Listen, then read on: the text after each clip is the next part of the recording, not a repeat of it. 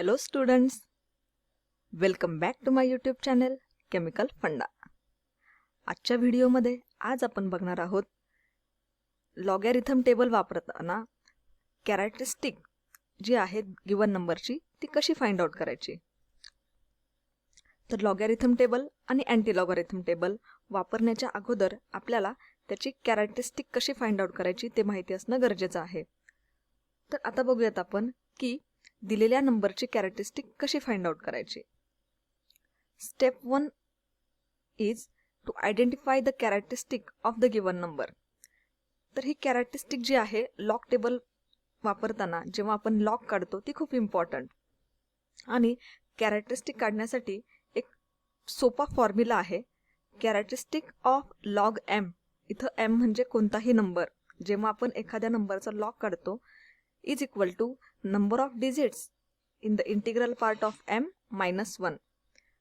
दिलेल्या संख्येचा integral part मध्ये जेवढे डिजिट आहेत त्याच्यामधून जर तुम्ही एक सबट्रॅक्ट केला तुम्हाला जो नंबर मिळतो त्याला म्हणायचं कॅरेक्टरिस्टिक. फॉर एक्झाम्पल तुमचा गिवन नंबर असेल 4 म्हणजे इंटिग्रल पार्ट मध्ये एकच डिजिट आहे म्हणून याची कॅरेक्टरिस्टिक जी आहे ती असेल 1 - 1 इज इक्वल टू 0. जर दिलेला नंबर असेल 12.24, इंटिग्रल पार्टमध्ये याच्या 2 डिजिट आहेत. इंटिग्रल पार्ट म्हणजे डेसिमल पॉइंटच्या आधीचा पार्ट, तर याच्यामध्ये आहेत 2 डिजिट म्हणून याची कॅरेक्टरिस्टिक असेल 2 - 1 इज इक्वल टू 2. तर अशा पद्धतीचा कोणताही नंबर दिला की ज्याच्या डेसिमल पॉइंटच्या अगोदर 2 डिजिट आहेत त्यांची कॅरेक्टरिस्टिक असते 1. सपोज दिलेला नंबर आहे तुमचा 259.3 म्हणजेच डेसिमल पॉइंटच्या अगोदर जर 3 डिजिट दिलेले असतील तर अशा नंबरची कॅरेक्टरिस्टिक असते 2. जर डेसिमल पॉइंटच्या अगोदर 4 डिजिट दिलेले असतील तर त्याची कॅरेक्टरिस्टिक असते 4 - 1 इज इक्वल टू 3. जर डेसिमल पॉइंटच्या अगोदर इंटिग्रल पार्टमध्ये 5 डिजिट दिलेले असतील तर त्याची कॅरेक्टरिस्टिक येते 5 - 1 इज इक्वल टू 4. पुढचा नंबर आहे आपला 7.56. बघा याच्या इंटिग्रल पार्टमध्ये किती डिजिट आहेत 1. सो 1 - 1 इज इक्वल टू 0 म्हणून याची कॅरेक्टरिस्टिक जी आहे ती असेल 0.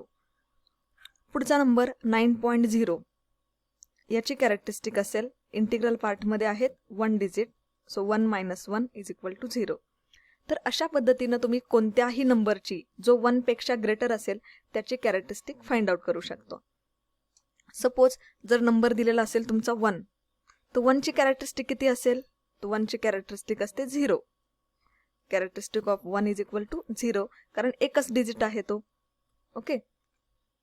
सपोज जर आपला दिलेला नंबर हा 1 पेक्षा लेस म्हणजेच 1 पेक्षा जर लहान असेल तर त्याची कॅरेक्टरिस्टिक कशी फाइंड आउट करतात बघा. सपोज जर दिलेला नंबर असेल तुमचा 5 किंवा 1 तर त्याची कॅरेक्टरिस्टिक 0 असेल. जर नंबर हा तुमचा 0.3587 म्हणजेच 1 पेक्षा लेस असेल तर अशा वेळेला कॅरेक्टरिस्टिक लिहिताना बार म्हणजेच निगेटिव्ह साइन यूज केलं जातं. तर ह्या दिलेल्या नंबरमध्ये डेसिमल पॉइंट नंतर किती 0 आहेत, तर डेसिमल पॉइंट नंतर इथं एकही 0 नाही म्हणजेच डेसिमल पॉइंट नंतर डायरेक्टली इथं नॉन 0 डिजिट आहे.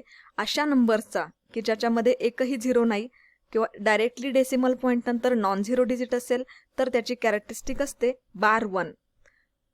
नंबरवरती जेव्हा इथं मायनस साइन किंवा अशी आडवी लाईन दिला असेल त्याला म्हणतो आपण बार.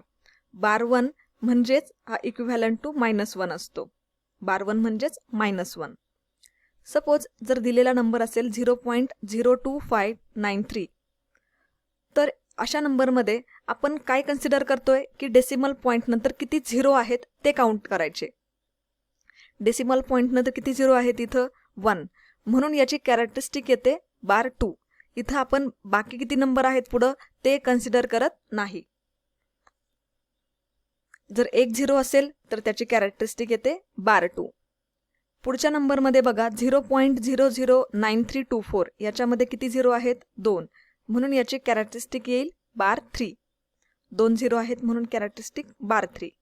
पुढे 3 0 आहेत म्हणून याची कॅरेक्टरिस्टिक बार 4. पुढच्या नंबरमध्ये बघा 0.00 0.00756 किती झिरो आहे तिथं 4 झिरो, म्हणून याची कॅरेक्टरिस्टिक बार 5. जर 5 झिरो असतील तर याची कॅरेक्टरिस्टिक असेल बार 6. 6 झिरो असतील तर कॅरेक्टरिस्टिक येईल बार 7.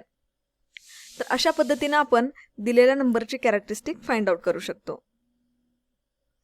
सपोज नंबर असेल आपला 0.80, तर या नंबरची कॅरेक्टरिस्टिक असेल बार 1, कारण याच्या non zero digit decimal point नंतर डायरेक्टली आपल्याला नॉन झिरो डिजिट आहे, म्हणजे इथं डेसिमल पॉईंट नंतर झिरो नाही आहे, म्हणून याची कॅरेक्टरिस्टिक येईल बार 1. तर अशा पद्धतीने आपण दिलेल्या नंबरची कॅरेक्टरिस्टिक फाइंड आउट करू शकतो, जरी तो नंबर 1 पेक्षा ग्रेटर असेल किंवा लेस दॅन 1 असेल तरी देखील. तर आय होप तुम्हाला आता सगळ्यांना समजलं असेल कॅरेक्टरिस्टिक कशी फाइंड आउट करायची. लॉग टेबल वापरताना आणखी इम्पॉर्टंट पार्ट असतो, that is mantissa. What is mean by mantissa आपण बघूयात आपल्या पुढच्या व्हिडिओमध्ये. So thanks for watching students. Thank you.